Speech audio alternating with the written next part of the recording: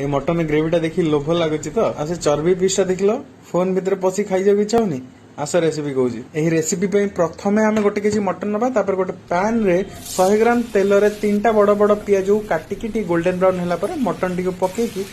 colour change होला पर्यंत भाजी 2 चमच अदा रसुण पेस्ट गोटे चमच लुण हाफ चमच हल्दी पाउडर और गोटे चमच कश्मीरी चिली पाउडर पकेकी भल भाव 20-25 मिनिट पर्यंत घोड़े घोड़े धीमा आंचरे कसिबे मटन रु पानी बाहरिबो एवं सेटा मरीगला परे आमे सेते गोटे टमाटो को काटिकी रखिबा पकेदबा ताकू टे कसिबा टमाटो टे सॉफ्ट हे गोटे कप दही ऐड करदबा दही टी को लो फ्लेम रे हल्का हल्का मिसेबा सेटा मिसी गले मेन मसला ऐड करबा सेति पई गोटे पैन को गरम करके सेतिर गोटे चमच धनिया गोटे चमच पान मधुरी हाफ चमच जीरा 2 खंड दालचीनी हाफ चमच गोटा गोलमरिच